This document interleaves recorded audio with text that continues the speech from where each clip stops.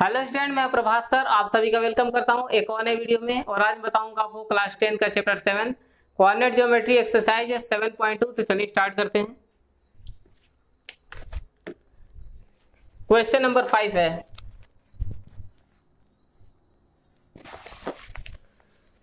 Find the ratio in which the lines segment join.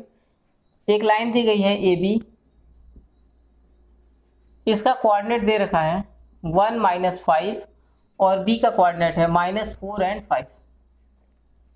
Question पूछा गया है कि फाइंड द रेशियो, इसका रेशियो बताना हमें जो कि इन दोनों पॉइंट को डिवाइड करता है। कहाँ पे? एक्स एक्सिस से कोई पॉइंट जो है वो इन दोनों को डिवाइड करता है। तो दोनों चीज बतानी है। एक तो हमें बताना है कोऑर्डिनेट, अगर ये पॉइंट जो है वो ए बी को डिवाइड करता है, एक्स एक्सिस का कोई अगर पॉइंट है तो उसका कोऑर्डिनेट होगा एक्स एंड 0, क्योंकि बोला गया है कि वो पॉइंट कौन सा है, एक्स एक्सिस का पॉइंट है। तो इसका कोऑर्डिनेट क्या होगा, x0। और रेशियो क्या होगा, रेशियो होगा m1 रेशियो m2। इसका पॉइंट मान लेते हैं कि p है, ठीक है। ये तो हो गया इसका कोऑर्डिनेट, यहाँ लिख देते हैं x एंड 0। इसका कोऑर्डिनेट हमने मान लिया कि x0 है, एक्स एक्सिस का ये पॉइंट है। और इसका रेशियो भी निकालना है, वो रेशियो मान लेते हैं कि m1 रेशियो m2 है। दो चीजें फाइंड करनी है, x1 y1 x2 y2 ये तो दिया गया है। और ये जो पॉइंट है इसका हमें कोऑर्डिनेट फाइंड करना है और रेशियो भी फाइंड करना है। तो इसमें क्या क्या वो लिख लेते हैं, x1 y1 x2 y2, बाकी कोई भी चीज़ें नहीं, ठीक है। x की वैल्यू तो x है और y की वैल्यू है 0। तो हम पहले y की वैल्यू निकाल लेते हैं। तो y इक्वल टू फार्मूला होता है m1 y2 plus m2 y1 upon m1 plus m2। तो y इक्वल टू m1 की वैल्यू तो m1 ही है, मल्टीप्लाई y2 की वैल्यू हो जाएगी 5 प्लस m2 की जगह m2 रख लेंगे। और y1 की वैल्यू है -5 अपॉन m1 प्लस m2। तो m1 प्लस m2 की जगह यही हो जाएगा।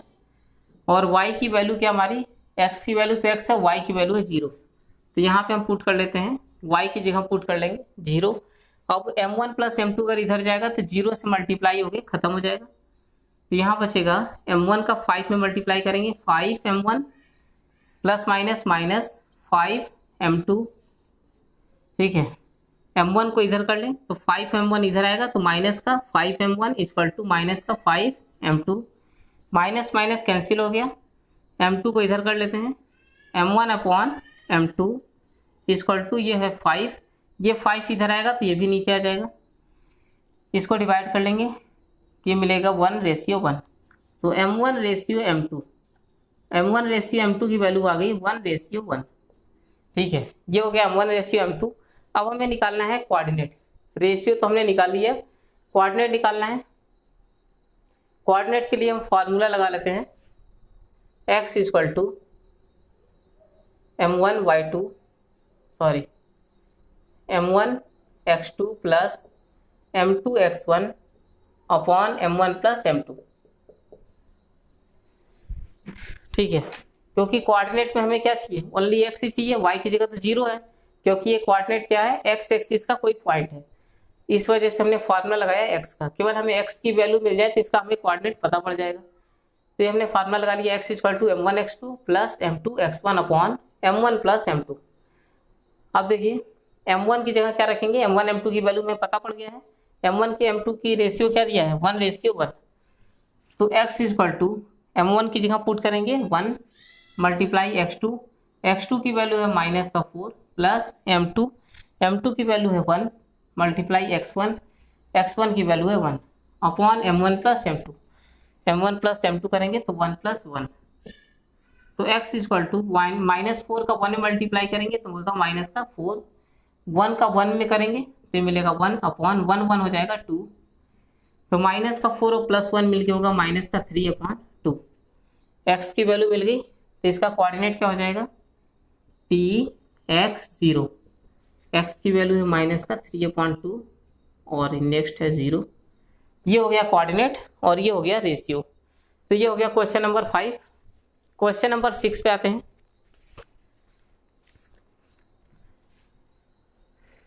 क्वेश्चन नंबर 6 देखिए क्या दिया गया है इफ 4 पॉइंट दिए गए हैं और ये चारों के चारों जो है वर्टेक्सेस ऑफ पैरेललोग्राम, ये चारों पॉइंट जो है ये हैं पैरेललोग्राम के। ठीक है, पैरेललोग्राम क्या होते हैं? जिनके अपोजिट साइड्स जो होते हैं वो पैरेलल और इक्वल होते हैं। ये पॉइंट बना लिया हमने ए बी सी डी, ये है पैरेललोग्राम। पैरेललोग्राम का मतलब ए बी जो होगा वो बराबर होगा सी डी के, बराबर भी होगा और पैरेलल भी होगा, और बी सी जो है वो बराबर होगा ए डी के, बराबर भी होगा और साथ में दोनों पैरेलल भी होंगे। इसको बोलते हैं पैरेललोग्राम। अब इनका कोऑर्डिनेट दे रखा है। कोऑर्डिनेट क्या दिया है? ए का कोऑर्डिनेट दिया गया 1 2, बी का है 4y, सी का कोऑर्डिनेट है x एंड 6 और डी का कोऑर्डिनेट है 3 एंड 5। ठीक है, 1 2 4y x 6 और 3 5, ये चारों कोऑर्डिनेट दिए गए। क्वेश्चन में पूछा गया है x और y की वैल्यू, इन दोनों की वैल्यू पूछा गया है। इसका डायगोनल मिला लेते हैं, इससे इसको मिला दिया और इससे इसको मिला दिया, और ये हो गया हमारा बीच का सेंटर वो। अब देखिए इसके जो डायगोनल होते हैं पैरेललोग्राम के, एक दूसरे को बाइसेक्ट करते हैं। बाइसेक्ट करने का मतलब बिल्कुल बीच से काटते हैं एक दूसरे को। इसका मतलब ये जो होगा ये क्या होगा? हमारा मिड पॉइंट, ये होगा हमारा मिड पॉइंट, क्योंकि पैरेललोग्राम का ये कंडीशन होता है कि इनकी जो डायगोनल होते हैं एक दूसरे को बिल्कुल बीच से ही काटते हैं, बाइसेक्ट करते हैं। इसका मतलब ये जो हमारा पॉइंट वो है ये है मिड पॉइंट। अगर मिड पॉइंट है तो मिड पॉइंट का फार्मूला क्या होता है? मिड पॉइंट के लिए फार्मूला होता है, वो लिख देता हूँ मैं, x = x1 + x2/2 and y = y1 + y2/2। ये मिड पॉइंट का फार्मूला है। तो अगर मिड पॉइंट हम अगर इन दोनों पॉइंट को लें, ए को और सी को, अगर इन दोनों पॉइंट को अगर हम लेते हैं, mid point O from A C, ठीक है, mid point from A and C, mid point O की वैल्यू अगर हम निकालते हैं ए सी, ए और सी के अगर हम कोऑर्डिनेट को लेके अगर मिड पॉइंट ओ निकालते हैं तो ये बराबर होगा mid point O from point B and D. ठीक है, पॉइंट अगर हम बी डी लें तो भी हमारा मिड पॉइंट वही आना चाहिए, क्योंकि मिड पॉइंट तो वही होगा, चाहे इधर से ले चाहे इधर से ले, इस कोऑर्डिनेट को यूज करें तो भी मिड पॉइंट वही आएगा, अगर इस दोनों कोऑर्डिनेट को यूज करें तो भी मिड पॉइंट यही आएगा। ठीक है, अगर हम कोऑर्डिनेट क्या ले लें, ए और सी, ए और सी को लेंगे तो ए की वैल्यू ये होगी x1 y1 और ये हो जाएगा x2 y2, ये x1 y1 ये x2 y2। तब अगर हम मिड पॉइंट निकालते हैं, फार्मूला क्या होता है, x = x1 + x2/2। तो x1 की वैल्यू क्या है 1 + x2 की वैल्यू है x/2, और y = होता है y1 + y2/2। तो y1 की वैल्यू है 2 प्लस y2 की वैल्यू है 6/2। ये हमारा मिड पॉइंट निकल गया। कब निकल गया? ए और सी का हमने अगर कोऑर्डिनेट हमने ए और सी लिया तब हमारा मिड पॉइंट क्या आएगा, ये आएगा। और इधर ये जो होगा बराबर होगा किसके, अगर हम पॉइंट बी और डी ले लें तब अगर हम मिड पॉइंट निकालते हैं तो ये दोनों मिड पॉइंट क्या होंगे, बिल्कुल सेम होंगे। तो अगर हम बी और डी पॉइंट लेते हैं तो ये हमारा होगा x1 y1 और ये पॉइंट होगा हमारा x2 y2। तो x1 की वैल्यू है 4 प्लस x2 की वैल्यू है 3/2, y1 की वैल्यू है y प्लस y2 की वैल्यू है 5/2। ये दोनों ही क्या होंगे, आपस में बराबर होंगे। अब हम इसके साथ इसको ले लेते हैं, क्योंकि ये दोनों ही बराबर हैं, मतलब ये एक्स वाई का कोऑर्डिनेट जो है वो इस एक्स वाई के कोऑर्डिनेट के बराबर है। तो इतना इक्वल टू इतना ले लेते हैं, मतलब 1 + x/2 ये बराबर होगा 4 + 3/2 के। तो ये 2 और 2 कट जाएगा, तो ये मिल गया हमारा 1 + x = 4, 3 हो गया 7।